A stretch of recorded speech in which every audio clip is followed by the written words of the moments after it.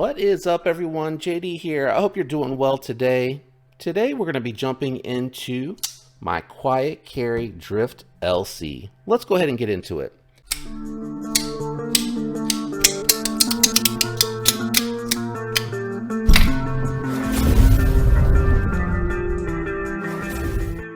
So what we're going to be doing today are some size comparisons. We'll weigh the knife, and then we'll jump into my thoughts and impressions and any alternative recommendations if I have them.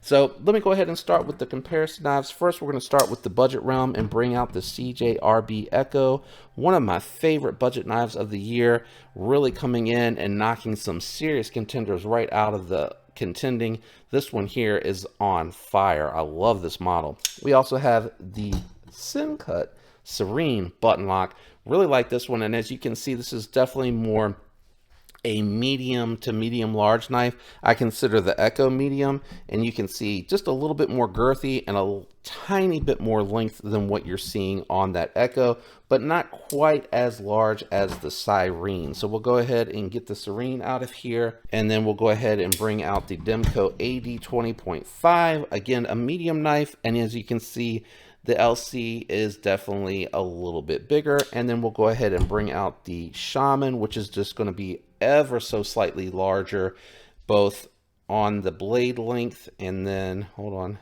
I don't have the pivot lined up, and then just a little bit on the handle length. So you have just a skosh larger. I mean, this is really flexing into that large territory in my opinion. So let me move the Demko out of the way.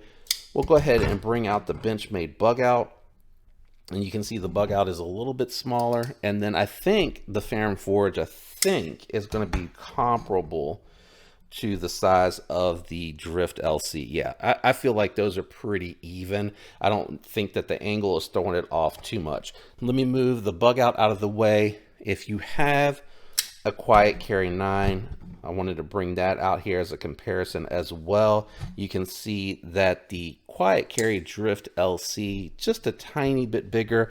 I consider the 9 a medium knife, and I think the LC is definitely a little bit larger. And you have some differences here. You have a little bit of contouring and scalloping going on and shape to the LC that you don't have necessarily on the Drift, and you can see it arches, right? Whereas it's just straight back on the back of the 9. On the Drift, you have that just ever so subtle curvature on the back. You do have a little bit of curvature here, but it is more pronounced here, and it goes up further into the handles than it does here, and to match that line, in my opinion, that you have on the back of the. So let me go ahead and move the 9 out of the way. I'm going to bring the scale out here real quick. This feels about 4, maybe 4.5 ounces on the knife, if I had to guess. So a little bit more than 4.5, about 4.7. It doesn't feel terrible, especially because it feels like it's pretty well balanced. And I think the G10 scale on top of the LC200N liner, because I did disassemble this on the day that it arrived to go ahead and install the skiffs. And I will say these are the 5mm with the skinnier bearings. I think it's 3/64 bearing that's really thin. The balls on the skiffs are closer together, and there are more of them, so it's a little more solid in the pivot, but the knife came super solid in the pivot. It came with the nylon washers that had the black ceramic bearings in there, so completely stainless, and the inserts that are in here are LC200N, so you have a ton of corrosive resistance going on with this knife. Now let's go ahead and jump into the knife. Oh, I apologize, I did skip one thing. Thickness with the contour scales, it does appear like it's thicker, but the thing is, when you come up here to where the contouring ends, it's actually just a little bit thinner than the Serene. I'll do it against the 9 and the Shaman because I think those are going to be mostly comparable. You can see the 9's just a touch thinner, and the 9 also has that contouring on it. We'll bring the Shaman out here, and it's going to be comparable to the Shaman. Like, I already checked this dead on with the Shaman, and the Shaman's going to be back out here in a little bit anyway. All right, now let's jump into the ergos. Very comfortable. The knife is very well knocked down everywhere. There's no hot spots whatsoever. My grimy fingerprints are all over the blade's edge. I want this to look nice for its review. You have a nice G10 backspacer with a spot for a lanyard here. I'm not quite sure where the lanyard pin is. I didn't see one, so I'm not sure if they just decided not to do it or what's going on with this one, or maybe it's just way down in there and I'm not seeing it because, oh, I see. I just figured it out. It actually goes in here and out the back, and they kept the show side smooth. That's pretty smart. A lanyard pin, you don't have to deal with taking it in and out. I think, you could have just had it enter on one part of the G10 and come back out of the other, but this is pretty creative. I like this a lot. It is not a reversible clip, but it is deep carry. I like the way that it comes all the way out to the edge, but it hits right there on the edge, so you're hitting right underneath of there with just almost nothing sticking out of the pocket. I love the diving board style pocket clip that Quiet Carry uses. It goes in and out of the pocket beautifully. It has good retention. It is a little bit of a tapper, so I do need to fix that. Actually, let me check it closed. So it's just when it's in the open position. I was going to say I need to bend it back in, but with it closed, it's not doing that, and it's fine with it open, because when it's open, you're holding the knife and using it. You're not really worried about it jiggling around in the pocket. With my larger hands, I have plenty of space. I have just a little bit left back there, and I'm not choking or squeezing onto the knife. Fits really good in hand. It is super, super comfortable. You have nice lockup coming in at about 40%.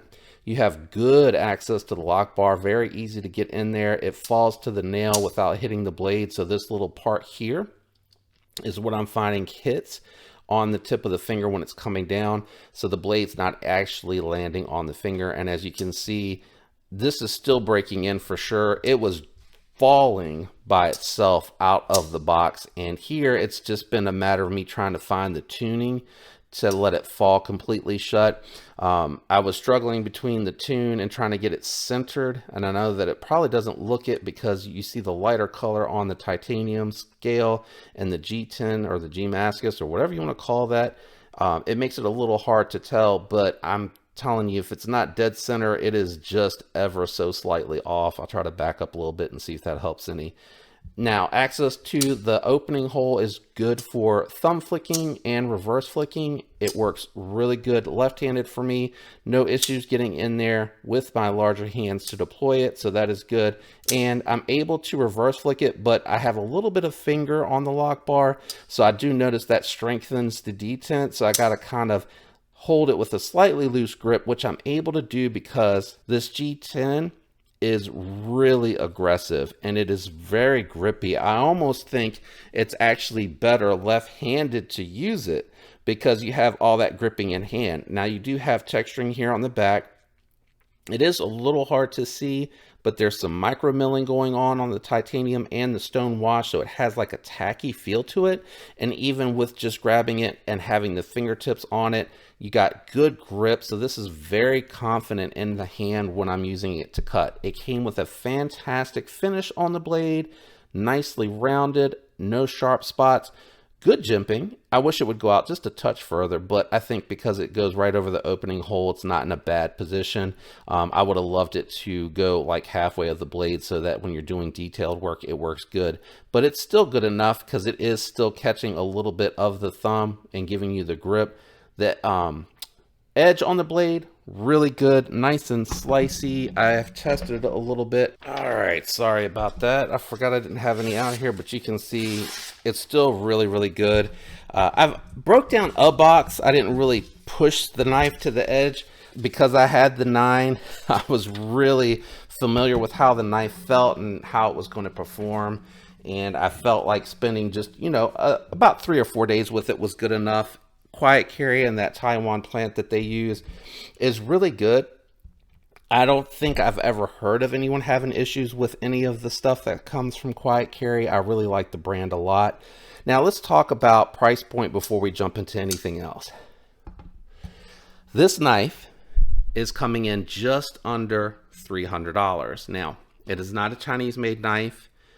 There are knives that are coming out of China that are very well done with slightly more premium steel on it. Full titanium starting at around $330, usually averaging about $350. A lot of the steels that they use, M390, 20CV, they have a good performance for corrosive resistant. But Quiet Carry built this LC200N setup, and I mean LC200N because it is a LC200N blade. You have LC200N on the contact points where the blade is in motion, moving around and making contact with the bearings. So it's riding on an insert between the blade on both sides. So on the G10 side, you have like one that goes the full length. And let me see if my flashlight will help us see down in there. So you have that insert that runs the full length. That is LC200N, at least marked as such. And then inside here, you see where it has a little bit of a differentiation, and you can actually see where they labeled it LC200N, and then the lock bar insert is also labeled LC200N. So everything that comes in contact and moves, something is moving on it, is LC200N. So this is a knife that you can take fishing, you can take into wet areas, you can have it out in the rain when you're hunting, and you're not going to have to worry about anything. Even with the skiffs, which were on bronze cased ceramic bearings, they're not going to rust, right? They're not going to have corrosion that you're going to have to worry about. Would I leave it sitting wet the entire time after I finish going and doing all those activities? No, I would still dry it off, make sure that it's nice and dry before I put it away, because I wouldn't want to test it. But it is going to perform better than some of those steels that come over. And it is not a Chinese knife. It is made in Taiwan, which is similar to American manufacturing. So you're getting a good deal here, in my opinion, for $300. Having said that, you can go pick up a Spyderco Shaman with full G10 scales and or micarta, because they do sprint runs where they have them, and you can usually get them for roughly under $300 as well, and they are USA made.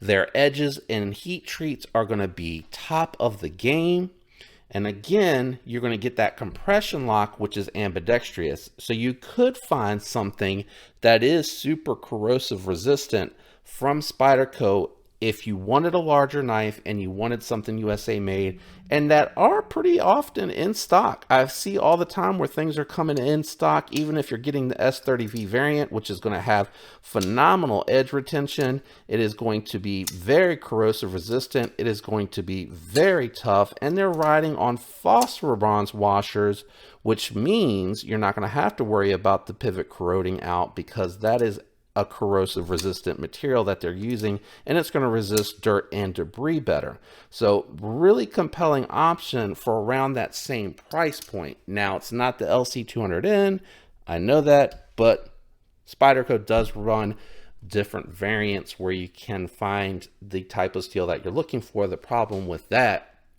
if it's a very hot, desirable steel, you're going to be competing against others to get it, and they kind of do limited numbers. From a budget perspective, you can look at some stuff from Syncut to get 9CR.